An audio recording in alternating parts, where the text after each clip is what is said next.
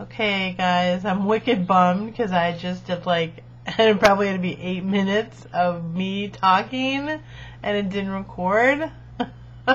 Somehow the settings on my webcam got changed. I think my sister's the culprit, but I know it wasn't intentional, so. Anyway, I'll try to recap what I did, which you don't know what I did because you don't see it. Hey, it's your old pal Julie Moon here. Thank you first and foremost to my recent subscribers. Thanks for joining. I hope you will continue to watch and comment and rate my videos. I appreciate all input, so please feel free, and thank you again. And of course a big thank you to my longtime subscribers too. Sorry I've been kind of MIA lately, just kind of a busy time of year, and really haven't felt that vocal lately, I guess. I don't know. It's a rough time of year. Things kind of slow down here in Syracuse. The weather gets starting to get shitty. It's really cold. We got our first little bit of snow. Nothing major, but so things, the pace kind of changes, and you have to kind of, I don't know, redo your way of thinking and just kind of get used to it being cold and dark and yucky. So that takes its toll on you, especially when you already suffer from depression. But anyway, so that's that. I wanted to say something about a recent unfortunate event that took place in Syracuse this past Friday, the 14th. A young 22-year-old transsexual woman was murdered, and I'm quite upset about it. Yeah, she was only 22, born male but living as female. Moses Cannon, but known as Teish, was in a car with her brother outside of a friend's house, and a person walked up, I'm assuming male, walked up and shot them point blank. The brother was not injured, life-threatening injuries, but Teish was murdered, was killed. I just can't believe that something like that happened here in Syracuse. I mean, it's a pretty conservative city, but not like that. I just, it's very sad and upsetting, and I don't understand it. So that's been going on. I know there's been other incidences over throughout the country and things happening, and I don't know if it's because of Proposition 8, because people are like, oh, that's right, there's gay people in the world, and then that seems to stir up trouble. Or it just seems when one minority is advanced, another one suffers. So I don't know if it's because of the election of Barack Obama.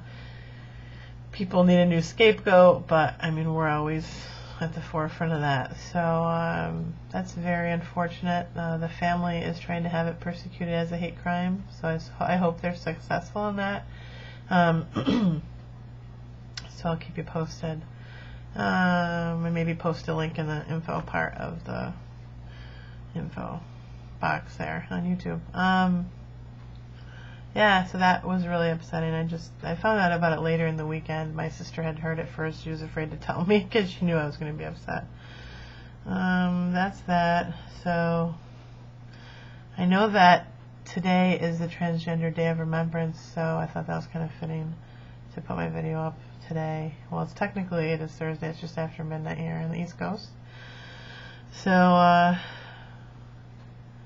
definitely remembering folks like, you know, Brandon Tina and Matthew Shepard, and there's just so many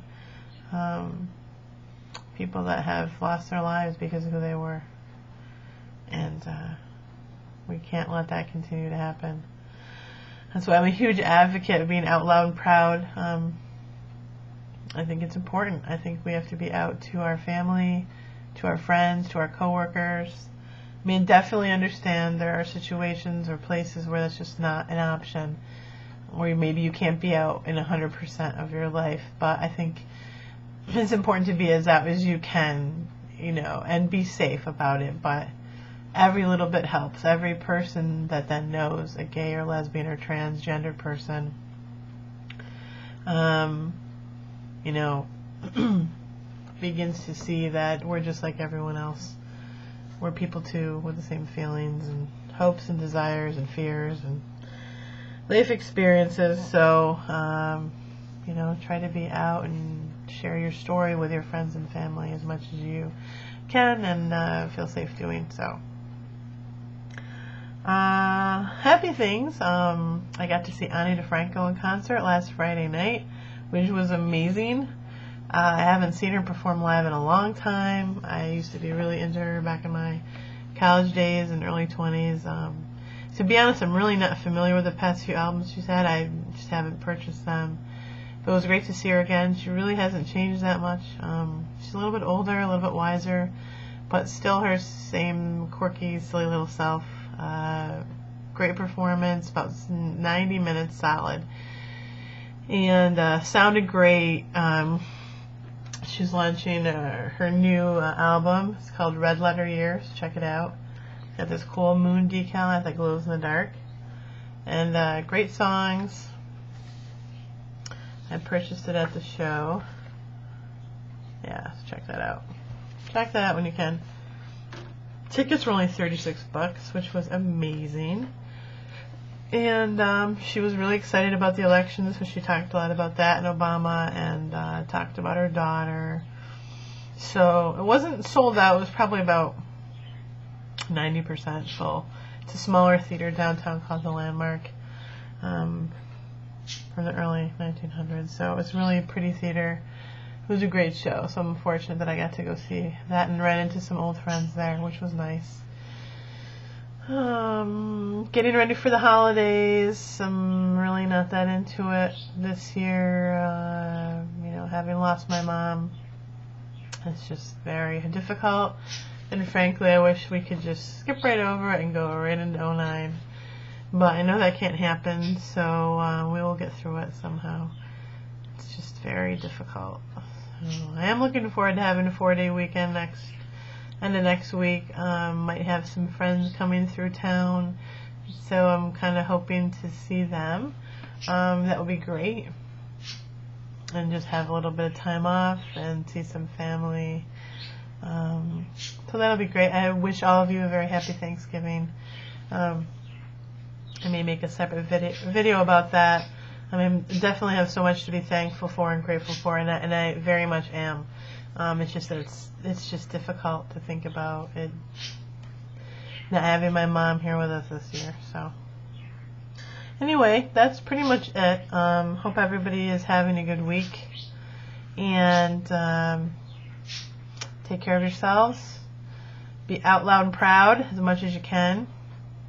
And if you're wondering about my hat, my dad brought it home from work tonight. He works at our airport, and he makes deliveries and among other things, but he was bringing stuff up to the bar, and they got a whole shipment of Labatt's, and there's some kind of promo going on, so there's a bunch of free hats. So he thought his daughter would like one, so here it is. I put it on to humor him. Actually, it's kind of cool in a, you know, redneck trucker kind of way, except I don't know how many rednecks drink Labatt's, but maybe they do. What the hell do I know? I'm justifying wearing it because I love all things Canadian. So I'm digging the Canadian maple leaf here. And then there's a little French happening there. I don't know if you can see it. It says bière, which is French for beer. And I like it. It's alright. I can embrace it. It's cute. So, and it was free. And hey, free is always good. So I don't want to hurt Dad's feelings. Then he goes, well, some they had baby blue color too. I'm like, hey, can you score me one of those? I like free shit as much as the next person. Okay, enough of me blabbing. It's past my bedtime, so bonsoir, and peace to everyone. Please take care of yourselves. Be good to each other. Have a great week, and say a prayer for Teish Cannon and all the other people that have lost their lives because of being openly gay or lesbian or transgendered. Good night, guys.